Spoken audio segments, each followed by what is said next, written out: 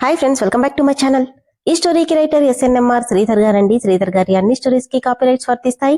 ఆయన పర్మిషన్ లేకుండా యూట్యూబ్ లోనే కాదు మరే ఇతర సోషల్ మీడియా నెట్వర్క్ లో కూడా ఆయన స్టోరీస్ ని అప్లోడ్ చేయడానికి వీల్లేదు. దయచేసి అలా చేయకండి ఫ్రెండ్స్. అలా చేస్తే లీగల్ గా చాలా ప్రాబ్లమ్స్ ఫేస్ చేయాల్సి వస్తుంది. అలానే ఈ స్టోరీస్ చదువుతున్న వాళ్ళైనా వింటున్న వాళ్ళైనా మీరు మరే ఛానల్లోనైనా శ్రీధర్ గారి స్టోరీస్ ని చూసినట్లయితే వెంటనే నాకు కామెంట్ బాక్స్ లో మెసేజ్ చేయండి. ఇది పూర్తిగా రైటర్ గారి ఛానల్ అండి. కేవలం ఆయన స్టోరీస్ మాత్రమే ఇందులో ఉంటాయి. కానీ కొంతమంది పేర్లు మార్చి వేరే ఛానల్స్ లో ఆయన స్టోరీస్ ని అప్లోడ్ చేస్తున్నారు. మీరు అలా చూసినట్లయితే నాకు మెసేజ్ చేయండి. ఇక లేట్ చేయకుండా వీడియోలోకి వెళ్ళిపోదాం ఫ్రెండ్స్. ఎస్ఎన్ఎంఆర్ శ్రీధర్ గారు రాసినటువంటి మనోభిరాముడు 148వ భాగం. రాజేంద్ర, కార్తీక అమావాస్యకి మనకి చాలా తక్కువ సమయం ఉంది. ఈలోపే మనం ఆ జాతకాలని ఎట్టి పరిస్థితుల్లో వెతికి పట్టుకోవాలి అంటున్నాడు మార్తాండ రాజేంద్రతో. అవును మార్తాండ, ఆనంద భూపతి కూడా కోమాలో నుండి బయటకొచ్చాడంట. అసలు ఈ దమయంతి ఆ బంగ్లాలో ఏం చేస్తుందో అర్థం కావట్లేదు అనుకుంటూ దమయంతికి ఫోన్ చేయగానే వంటగదిలో ఏదో పనిలో ఉన్న దమయంతి పక్కకొచ్చి, హలో అయ్యగారు అంది. ఏం చేస్తున్నావే? అక్కడ నేను నీకు చెప్పిన పనేంటి, నువ్వు చేస్తుందేంటి? మీరు చెప్పిన పని చేస్తూనే ఉన్నానయ్యా. దాదాపు అన్ని గదులు వెతికేశాను. ఒక్క అభి రామ్ల రూమ్స్ మాత్రమే ఉన్నాయి. అంటే ఇంతవరకు అక్కడ చిన్న ఆధారం కూడా కనపడలేదా నీకు? లేదయ్య గారు, ఈ ఇంట్లో అలాంటిదేమీ కనిపించలేదు. ఒకసారి మాత్రం రాఘవ గదిలోకెళ్తే తనకి కరెంట్ షాక్ కొట్టడం చెప్పింది. దమయంతి, ఆ రాఘవ నిన్నేం చేయలేడు. అందుకే నీకు రక్ష కట్టాను. ఏమైనా ఆధారం కనిపించిందా అని అడిగినాడు మార్తాండ.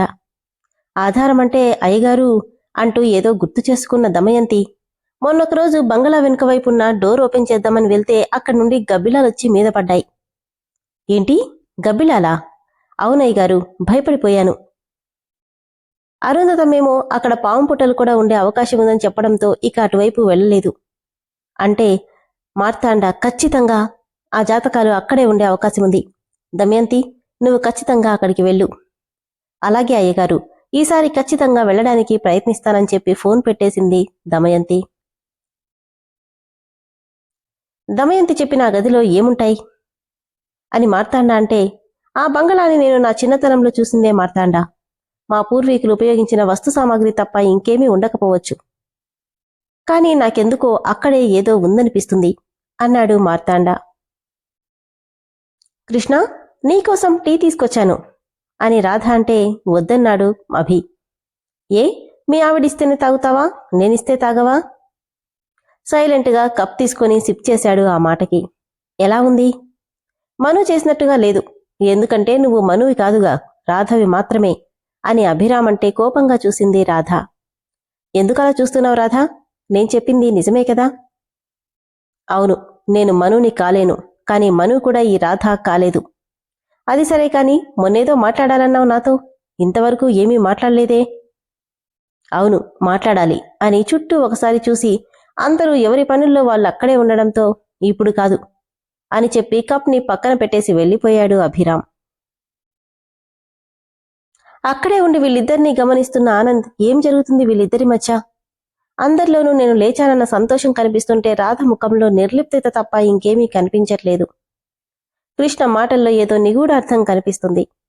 కొంపతీసి రాధ కృష్ణని ప్రేమించిందా అనుకుంటూ రాధ వైపు చూసిన ఆనంద్కి కంటి నిండా ఆప్యాయత నింపుకుని వెళ్తున్న అభివైపే చూస్తున్న రాధని చూడగానే తన అనుమానం నిజమేనని బలంగా అనిపించసాగింది.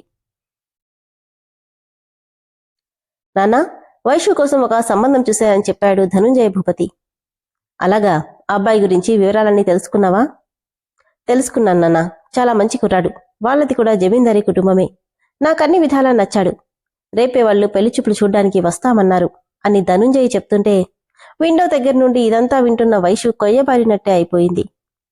ఏంటిది, అన్నయ్య నాకు సంబంధం చూశాడా అనుకుంటూ కంగారు పడుతుంటే, సరే, ఈ విషయం వైషుకి చెప్పు అన్నాడు రాజేంద్ర.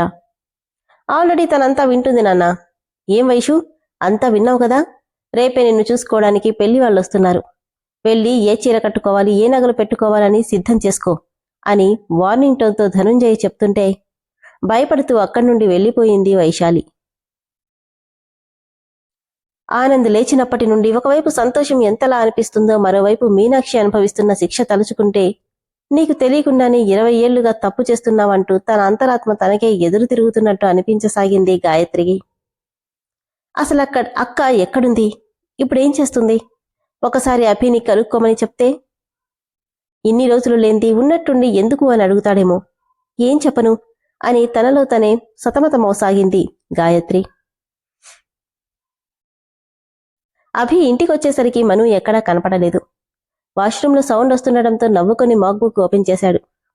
కాసేపటికి అయ్యో టవల్ తీసుకోలేదా అనుకుంటూ కొద్దిగా డోర్ ఓపెన్ చేసి చూసిన మనుకి మాక్బుక్లో వర్క్ చేసుకుంటున్న అభి కనిపించగానే ఇప్పుడెలా అనుకుంటూ ఇక తప్పక అభి అని పిలిచింది. ఏంటి మను? ఏం లేదు, నేను టవల్ మర్చిపోయాను. తల కూడా తిప్పకుండా నవ్వుకుంటూ అలాగా అంటే అలాగా అంటావేంటి? టవల్ తెచ్చివు అభి. కార్నర్ లుక్తో తన వైపు చూసి డిమాండ్ చేస్తున్నావా ఆర్డర్ వేస్తున్నావా అని అడిగాడు. ఓరగా అతన్నే చూస్తూ నువ్వేదనుకుంటే అదే. మాటలు నీకు బాగా ఎక్కువయ్యాయి మను. నువ్వేగా చెప్పావు నీ దగ్గర భయపడకూడదు అని. అవునా? అయితే నేనంటే భయం పోయిందన్నమాట. అంతేగా మరి. అయితే వచ్చి టవల్ తీసుకో. అభీ, నువ్వేగా భయం పోయింది అన్నావు. అయినా నిన్ను నేనేమైనా కొత్తగా చూస్తున్నానా ఏంటి? వచ్చి తీసుకో ప్లీజ్ అభి అంటుంటే నవ్వుకొని టవల్ తీసుకుని తన ముందు పెట్టాడు. ఎంత బెండ్ అవుతున్నా అందకపోవడంతో అభి ఏంటి ఇవ్వు, ఇస్తున్నా కదా, అంత దూరం పెడితే ఎలా తీసుకోను అంటుండగానే డోర్ ఓపెన్ చేసుకుని లోపలికొచ్చాడు అభిరామ్. ఆ అంటూ గట్టిగా కేకేసి అతని చేతిలో ఉన్న టవల్తో తనని చుట్టుకుంది.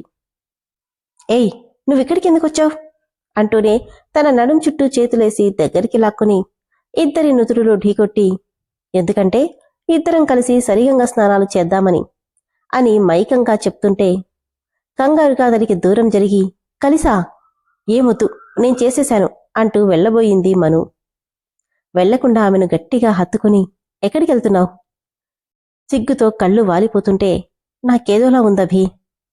నేను చూడని అందమా నీ దగ్గర అంటూనే షవర్ ఆన్ చేసి ఆమె పెదవులందుకున్నాడు అభిరామ్. నీళ్లల్లో తడుస్తున్న ఇద్దరి దేహాలు తమకంతో వేడెక్కుతుంటే పైనుండి కురుస్తున్న చల్లటి నీళ్లు సైతం వేడి సెగలని కురిపిస్తున్నాయి ఇద్దరికి. అతన్ని చూడలేక సిగ్గుతో వాలిపోతున్న కళ్ళకి చిరుముద్దులద్ది అక్కడి నుండి మెడ మీదుగా పయనం సాగించిన అతని పెదవుల ధాటికి అక్కడక్కడ ఆమె చర్మం ఎర్రగా కందిపోతుంటే తన్మయత్వంతో అభి మెడ చుట్టూ చేతులేసి హత్తుకుంది మను. ఇద్దరి గుండె చప్పుడు మరొకరి స్పష్టంగా వినిపిస్తుంటే గాఢంగా ఆమెను హత్తుకున్నాడు. ఇద్దరి సరిగంగా స్నానాలు ముగిసేసరికి గంటకాలం కరిగిపోతే ఇద్దరిలో విరహాగ్ని తారాస్థాయికి చేరుకుంది. రెండు చేతులతో ఆమెను లిఫ్ట్ చేసి తీసుకెళ్తుంటే అతడి కళ్లల్లో కనిపిస్తున్న మోహావేశానికి తెలియకుండానే సిగ్గుతో హృదయం బరువెక్కుతుంటే అతడి మెర చుట్టూ చేతులేసి మైమరుపుగా అతని నుదుటి మీద పెదవులద్దింది మను. ఈ టైంలో కిస్ చేయాల్సింది అక్కడ కాదు అంటూనే తన పెదవులందుకొని వాటిని వీడకుండానే ఆమెతో సహా బెడ్ మీద వాలిపోయాడు అభిరామ్. ఏసీ సైతం తమ వేడిని చల్లార్చుకుంటున్నాయి. ఇద్దరిలోనూ కోరికలు సముద్ర కెరటాలంత తీవ్రతని దాలిస్తే ఒంటి మీద తలిచిన వలువలు ఒక్కొక్కటిగా వేరవుతున్నాయి. అతడి చేతివేళ్లు తన మీద సరిగమలు పలికిస్తుంటే ఆ మధురానుభూతిని తనువంతా నింపుకుంటూ పెళ్లి తర్వాత మొదలైన తమ దాంపత్య జీవితంలోని మధురానుభూతికి అనుభవిస్తూ అతని ప్రేమ జల్లలో తడిచి ముద్దవుతుంది మను.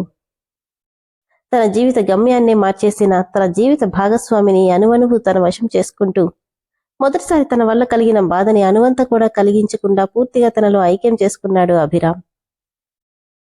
గంటలు గడుస్తున్న అలుపెరుగని సరస సల్లాప కేలిలో ఒకరిపై ఒకరు పైచేయి సాధిస్తూ ఇద్దరు రాత్రిని కరిగించేసి ఎప్పటికో తెల్లవారుజామున అలసటగా ఒకరి కౌగిట్లో ఒకరు వాలిపోయారు. మను తడి హెయిర్ని నెమ్మదిగా సవరిస్తూ ఇబ్బందిగా అనిపించిందా అని అడిగాడు అభిరామ్. తన గుండెల మీద గెడ్డమానించి లేదన్నట్టు తలూపితే థ్యాంక్ గాడ్, ఎక్కడ మళ్ళీ ఏడుస్తావో అనుకున్నాను. చిరుకోపంగా ఏడ్చేదాన్నైతే నిన్ను భరించేదాన్నే కాదుగా అభి అంటే సన్నగా నవ్వేశాడు. నువ్వలా నవ్వకు, నా కోపం వస్తుంది. నువ్విలా ఉడుక్కుంటుంటే భలే ఉంటుంది తెలుసా మను. ఓ, నేను నీతో మాట్లాడను అంటూ అటువైపు తిరగగానే ఏంటి, నాతో నిజంగానే మాట్లాడవా? ఆహా, ఎలా మాట్లాడవో నేను చూస్తానంటూ ఆమెకు చెక్కిలికిలి పెడుతుంటే వద్దవి ప్లీజ్ అంటూ కిలకిలా నవ్వుతుంది మను. నాతో మాట్లాడనన్నావు అంటూనే తన నవ్వుతో శృతి కలుపుతున్నాడు అభిరామ్. పక్క రూంలో నిద్రపట్టక మాక్బుక్లో వర్క్ చేసుకుంటున్న రామ్కి ఈ నవ్వులు వినిపించి ఒకవైపు సంతోషంగా ఉన్నా మరోవైపు అసహనంగా ఉంది. ఓ అభి, నిజంగా నువ్వు మాయలుడివి అంటూ ఇష్టంగా అతడి గుండెల్లో ఒదిగిపోయింది మను. మరోవైపు రామ్ మనసులో వీలైనంత తొందరగా ఇక్కడి నుండి వెళ్ళిపోవాలి, లేదంటే నేనే వీళ్ల మధ్య అడ్డుగా తయారవ్వచ్చు అనుకుని అక్కడుండలేక ఆ టైంలో బయటికెళ్ళిపోయాడు రామ్.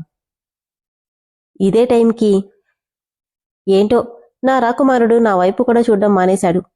అప్పుడెప్పుడో ఆ దయ్యం వచ్చినప్పుడు అని యశు అనుకుంటుంటే, అవును, ఆ రోజు నిజంగానే దయ్యం కనిపించిందా, లేదంటే బావన్నట్టు నేనే భ్రమపడ్డానా అనుకొని అంతలోనే దిగాలుగా భ్రమే అయ్యుకుంటా. కాని ఆ దయ్యమేదో ఇప్పుడొచ్చి నా బావకి కాస్త నన్ను దగ్గర చేయొచ్చు కదా అనుకుంటుంటే ఒక్కసారిగా గాలి మొదలై ఆ రూంలోని వస్తువులన్నీ చెల్లా చెదురుగా పడిపోతున్నాయి. అయ్యో దయ్యంగారు, నేనేదో సరదాగా పిలిచానండి, మీరు నిజంగానే వచ్చేశారా అంటూ బెడ్ వెనక్కి జరుగుతుంటే లాస్ట్ టైం నాకే ఎవరివో అడుగుల గుర్తులు తన వైపు వస్తున్నట్టు కనిపించగానే భయంతో ఒక్క ఉదుటున డోర్ ఓపెన్ చేసుకుని బయటికి పరిగెట్టింది యశు. ఆ ఫోర్సులో ఇదే టైంకి రూంలో ఉండలేక బయటకు వచ్చిన రామ్కి గట్టిగా డాష్ ఇవ్వడంతో ఇద్దరు ఒకరి మీద ఒకరు వెల్లకిలా పడిపోయారు. అలా పడిపోవడంలో రెండోసారి కూడా ఇద్దరు పెదవులు షేక్ హ్యాండ్ ఇచ్చుకున్నాయి. రాఘవ ఆత్మ, ఎప్పటికైనా మీరిద్దరూ ఒక్కటవ్వాలి, అందుకే ఈ ప్రయత్నమంతా అనుకుని అక్కడి నుండి వెళ్ళిపోయాడు. అనుకోని సంఘటనకి రామ్ షాక్ అయితే, ఇదేంటి, చూడబోతే ఆ దయ్యం నాకు హెల్ప్ చేస్తున్నట్టుగా ఉంది అనుకుంది యశు.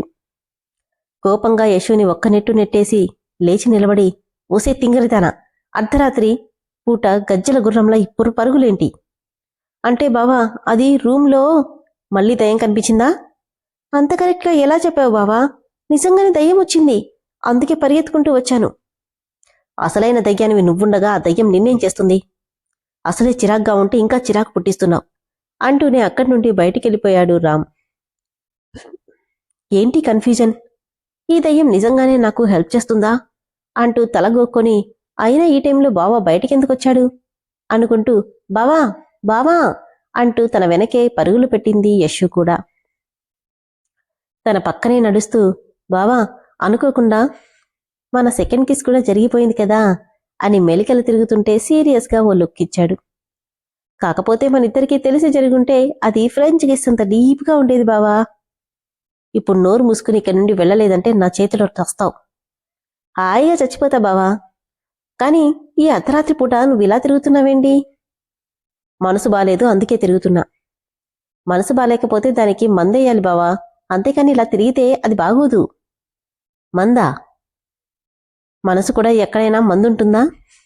తన మందు నిలబడి వెనక్కి నడుస్తూ, ఓ ఖచ్చితంగా మందుంటుంది బావా, కాకపోతే అది మన పక్కనే ఉన్నా దాన్ని మనం తెలుసుకోలేం అంతే అంటూ చూసుకోకుండా వెనక్కి నడుస్తుండడంతో రాయి తగులుకుని పడబోయేది కాస్త, జాగ్రత్త అంటూ రామ్ తన చేయి పట్టుకుని మీదకి లాక్కోవడంతో అతని కౌగిట్లో పడింది.